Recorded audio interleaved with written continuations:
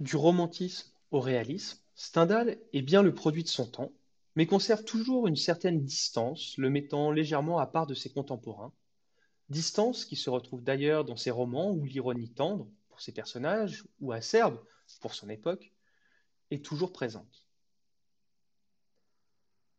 Henry Bale, nom de baptême de Stendhal, naît en 1783 et passe une enfance studieuse, solitaire, marquée par les deux figures opposées que sont son père et sa mère.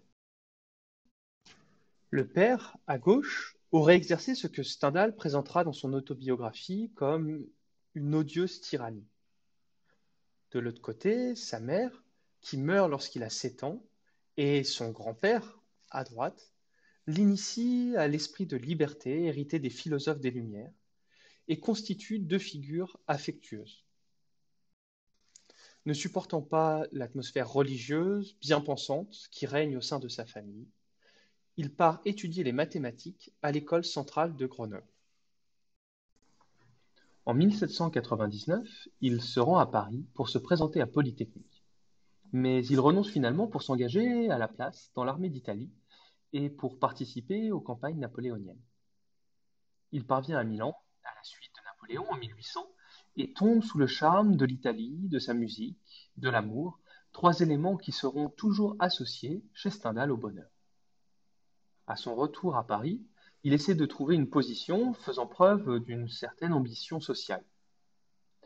Il trouve finalement une place dans l'administration et jusqu'en 1814 partage sa vie entre des missions à l'étranger au gré des déplacements de Napoléon et de longs séjours à Paris où il s'ennuie en dépit d'une certaine réussite sociale.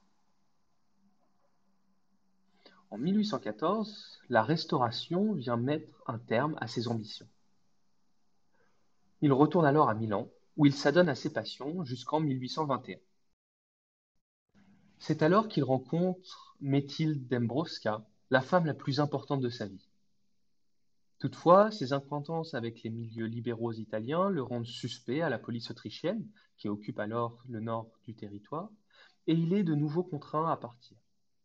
Il revient à Paris, où il fréquente, entre ses voyages en Italie, mais aussi en Angleterre, les mêmes milieux libéraux, les cercles romantiques, sans être toutefois totalement admis par aucun d'eux. Par manque de ressources, ce qui lui permettrait de mener cette vie d'homme de lettres à laquelle il aspire, il accepte en 1830 un poste de consul à Trieste, puis à Civitavecchia. Pour tromper l'ennui de ses fonctions officielles, il parcourt les bibliothèques italiennes et voyage beaucoup. C'est au cours de l'un de ses déplacements qu'il meurt d'une attaque d'apoplexie en 1842. Il a écrit plusieurs textes importants dans différents genres. Dans la première moitié des années 1820, il propose deux essais, sur lesquels je reviendrai dans quelques secondes, de l'amour d'une part et Racine et Shakespeare d'autre part.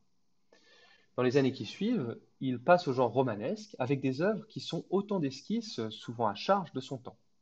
Armance, son premier roman en 1827, 3 ans plus tard Le Rouge et le Noir. En 1834, il travaille un roman, Lucien Leven, qui demeurera inachevé.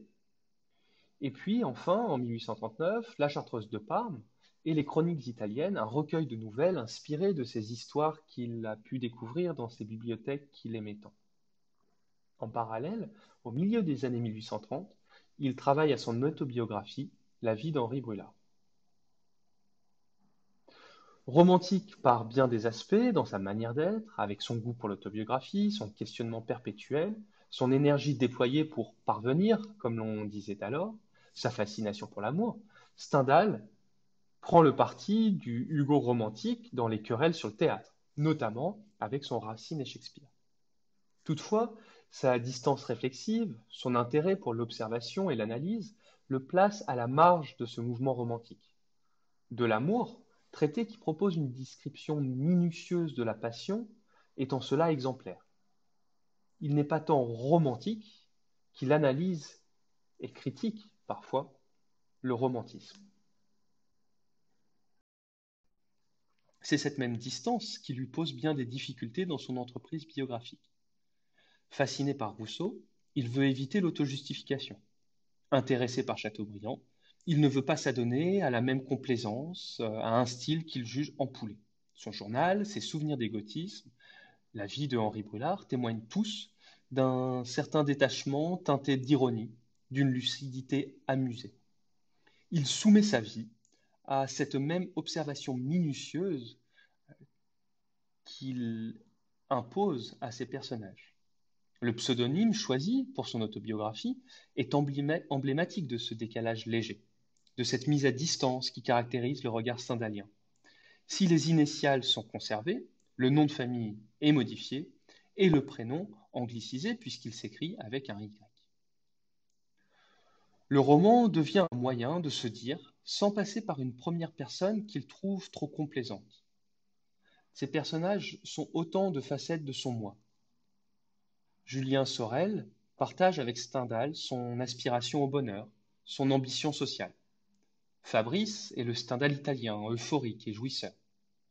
Tous deux témoignent de ce conflit entre le calcul et l'innocence, entre une société médiocre qui vient briser des âmes élevées, ne trouvant aucune échappatoire, pour ce qui est de ses romans, que dans la prison et dans la mort. Tout en proposant une véritable fresque historique et sociale du temps, chacun de ces romans s'intéresse à une période relativement bien définie. Armance a pour sous-titre quelques scènes d'un salon de Paris en 1827. Lucien Leven décrit la monarchie de Juillet. La châteuse de Parme, plus détachée du contexte historique, semble-t-il, n'en dénonce pas moins les dérives d'un despotisme médiocre que Stendhal a pu subir. Dans Le Rouge et le Noir, sous-titré lui Chronique du XIXe siècle, puis Chronique de 1830, Stendhal affirme, de manière quelque peu trompeuse, que le roman est un miroir qu'on promène le long d'un chemin, et il choisit de mettre en exergue une parole de Danton, la vérité, l'âpre vérité. Cela dit, le réalisme de Stendhal n'a que peu de choses à voir avec l'exhaustivité d'un Balzac, par exemple. L'objectivité est sans cesse contestée, alors même que son récit, nourri de ces petits faits vrais, paraît très minutieux, il peut s'ouvrir brutalement au discours subjectif de son auteur qui vient juger ses personnages, ses actions, voire se faire critique de sa propre œuvre. Stendhal associe l'étude de la passion à celle de la société. Julien Sorel dans Le Rouge et le Noir, Fabrice Del Dongo dans La Chartreuse de Parme, ou encore Lucien Leven, sont les premiers anti-héros.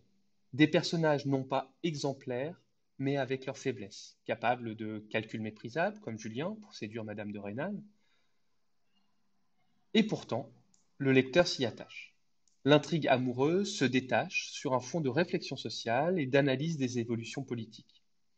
Au niveau de la poétique, le roman stendhalien est novateur, en particulier par ce réalisme subjectif, c'est-à-dire médié par la perception d'un sujet. Novateur également par son élégante légèreté narrative, le retour critique constant du narrateur, qui se fait tour à tour tendre et sévère avec ses personnages.